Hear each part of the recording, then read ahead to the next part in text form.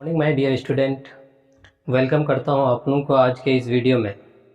आज हम लोग जो लेके आए हैं जनरल नॉलेज का फर्स्ट वीडियो है और जिसमें हम लोग फसलों का राजा और फसलों के रानी के बारे में पढ़ेंगे। और अगला टॉपिक रहेगा बेसिक इंग्लिश से। इंग्लिश के बारे में भी थोड़ा सा जानेंगे, अल्फ़ाबेट किसे कहते हैं, लेटर के बारे में जानकारी लेंगे। तो चलिए सबसे पहले हम लोग स्टार्ट करते हैं फसलों के राजा और फसलों के रानी को लेकर के। तो देखते हैं, सबसे पहले लिखा हुआ है दालों का राजा। यहाँ पे लिखा हुआ है दालों का राजा। दालों का राजा किसे कहा जाता है बेटा? तो बोलेंगे चना। जो चना दाल होता है उसी को क्या कहते हैं? दालों का राजा कहा जाता है। दूसरा है आपका दालों की रानी। दालों की रानी किसे कहा जाता है? तो बोलेंगे दालों की रानी मटर को कहा जाता है। अगला चीज है फलों का राजा किसे कहते हैं? ये बिल्कुल सब कोई जानते हैं, ये भारत का राष्ट्रीय फल भी है। भारत का राष्ट्रीय फल किसे कहते हैं? तो भी बोलते हैं आम। या बोलेंगे फलों का राजा किसे कहते हैं? तो भी बोलेंगे आम। अगला है फलों की रानी किसे कहते हैं? और हम बिहारी हैं तो बिहार में सबसे ज़्यादा जो है लीची के बारे में अगर बोला जाता है तो कहाँ पे होता है? तो ये सारा चीज़ पहले बता कर रखे हैं। तो यहाँ पे देखते हैं फलों की रानी किसे कहा जाता है? तो बोलेंगे लीची। फलों की रानी लीची को कहा जाता है। अगला है फूलों का राजा किसे कहते हैं? तो फूलों का राजा गुलाब को कहा जाता है। फूलों का राजा गुलाब को कहा जाता है। अगला है फूलों की रानी किसे कहते हैं? तो फूलों की रानी चमेली को कहा जाता है। अगला है मसालों का राजा। ये सबसे ज्यादा अगर देखा जाए तो केरल में, तो मसालों का राजा काली मिर्च।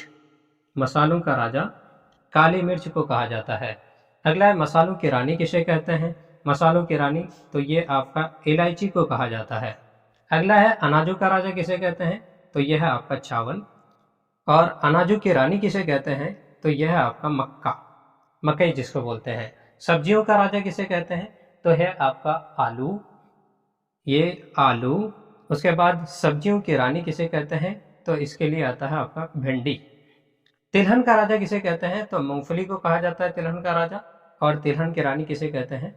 तो ये है आपका तिल।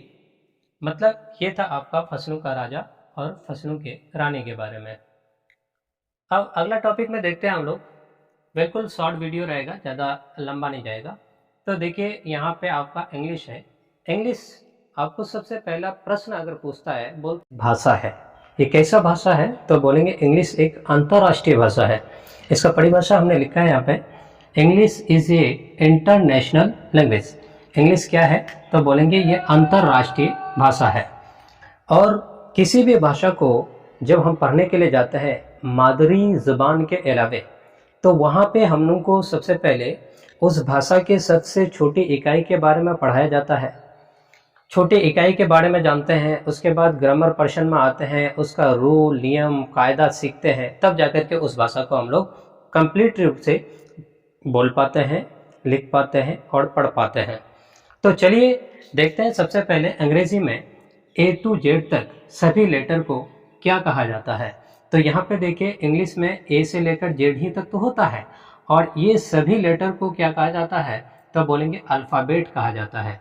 इंग्लिश में ए टू जेड सभी लेटर को क्या कहा जाता है? अल्फ़ाबेट कहा जाता है। अब यहाँ से भी प्रश्न उठता है कि इंग्लिश में टोटल अल्फ़ाबेट की संख्या कितनी होती है, या ए से लेकर जेड तक कितनी लेटर्स होती है? तो बोलेंगे 26। अब देखते हैं आगे चल करके इसी 26 लेटर को 3 ग्रुप में बांट दिया है। एक को बोलते हैं भावेल्स लेटर, इसकी संख्या 5 होती है। अगला है सेमी भावेल्स लेटर, इसकी संख्या 2 होती है। उसके अलावे जो भी बच जाता है उसको कॉन्सोनेंट कहते हैं, जिसकी संख्या 19 है। भावेल लेटर कौन कौन है बेटा? ये बहुत बढ़िया से बच्चे को रटाया जाता है। तो भावेल लेटर 5 है। यह है कौन कौन? तो बोलेंगे ए, ई, आई, ओ, यू। उसके अलावे दूसरा है आपका सेमी भावेल लेटर्स, तो इसकी संख्या है 2। अब ये कौन कौन है? तो बोलेंगे डब्ल्यू और वाई। इसके लिए कुछ नियम है, वो नियम क्या है यहाँ पे मैंने लिखने का प्रयास किया है। देखिए, तो सबसे पहले बोलेंगे यदि डब्ल्यू या वाई किसी वर्ड के शुरू में आता है तो उस समय कॉन्सोनेंट होगा। ये डब्ल्यू और वाई उस समय क्या पढ़ा जाएगा? कॉन्सोनेंट पढ़ा जाएगा। अदरवाइज अन्यथा भावेल्स होगा। अगर कोई भी शब्द लिखा जाता है, कोई भी वर्ड लिखते हैं, अगर डब्ल्यू और वाई उस वर्ड के शुरू में आ जाता है तो उस समय W या Y क्या पढ़ा जाता है, कॉन्सोनेंट होता है उस समय।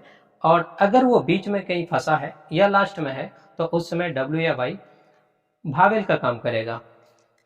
अब यहाँ पे देखते हैं कॉन्सोनेंट, तो कॉन्सोनेंट ये आपका बच जाता है 19। कौन कौन है तो बोलेंगे B, C, D, E, F, H, J, K, L, M, N, P, Q, R, S, T, V, X, Z, ये सभी का सभी कॉन्सोनेंट है। अगर इसके बारे में डीपली जानने का प्रयास करेंगे तो भावेल लेटर किसे कहते हैं, सेमी भावेल किसे कहते हैं, कॉन्सोनेंट किसे कहते हैं, तो नॉर्मल अगर हिंदी में पढ़ेंगे ना तो बोला जाता है भावेल लेटर किसको कहते हैं, तो बोलेंगे जिसका उच्चारण में कम समय लगता है, जिसका उच्चारण में कम समय लगता है, आसानी से उसका उच्चारण हो जाता है, उसी को भावेल लेटर कहते हैं। इसके बारे में फिर आगे चल के देखेंगे कि अगर किसी वर्ड के शुरू में रहता है भावेल लेटर तो उसके आगे आर्टिकल के रूप में मतलब एन लगाया जाता है, ANN, और अगर कॉन्सोनेंट लेटर से स्टार्टिंग होता है तो उस समय उसके आगे जो है आर्टिकल के रूप में ए लगाया जाता है, तो आगे चल करके देखेंगे। लेकिन सबसे पहले बेटा जब इसको पढ़ने के लिए आता है तो उस समय उच्चारण यानी प्रोनाउंसिएशन को जानना बहुत ही जरूरी है। प्रोनाउंसिएशन तो सबसे पहला जो लेटर आता है हम लोगों के पास वह है आपका ए का उच्चारण या प्रोनाउंसिएशन के बारे में बात करें तो 4 होता है। कभी ए को आ पढ़ा जाता है, तो कभी ए को आई पढ़ा जाता है, कभी ए को ए पढ़ा जाता है, कभी अ पढ़ा जाता है। अब देखिए एक सबका कंडीशन देखो, अंग्रेजी में आ को इसके लिए आपका सिंबल ये आता है और आई कार्ड के लिए ये आता है, उसके बाद क्या कहते हैं ए के लिए ये आता है। ये सभी सिंबल को यानी मात्रा को भी याद रखना पड़ेगा। तो चलिए पहला रूल देखते हैं, आज पहला नियम देखते हैं ए के उच्चारण का। ए के तुरंत बाद यदि ए के तुरंत बाद आड़ आता है, क्या आता है, आड़ आता है, तो उस समय ए का उच्चारण आ होगा, इसको आ पढ़ा जाएगा। जैसे बेटा यहाँ पे देखते हैं BAR, देखिए ए के तुरंत बाद आड़ आया है, ए के तुरंत बाद आड़ आया है तो उस समय ए को आ पढ़ा जाएगा। तो अब यहाँ पे क्या पढ़ेंगे, इसको बार पढ़ेंगे, बार। बार का मतलब बार ही होता है, ये छड़ बोल सकते हैं। अगला यहाँ पे है W, उसके बाद ए है, उसके बाद आर। देखो ए के तुरंत बाद क्या आ गया, आर।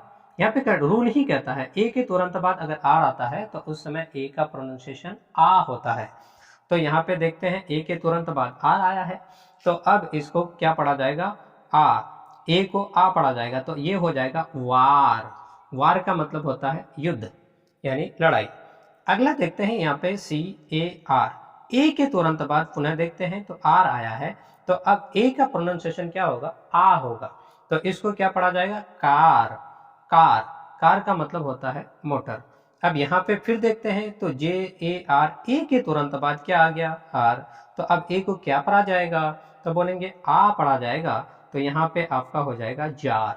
जार का मतलब होता है मर्तान या बर्तन भी बोल सकते हैं, या मिट्टी का बर्तन बोल सकते हैं, जार। मिट्टी का घड़ा बोलेंगे, जार मतलब मिट्टी का घड़ा ही होता है। और यहाँ पे STAR, स्टार। देखिए ए के तुरंत बाद आर आ गया तो यहाँ पे ए का प्रोनाउंसिएशन आ होगा तो इसको पढ़ा जाएगा स्टार। स्टार का मतलब होता है ताड़। तो आज तक के लिए इतना ही।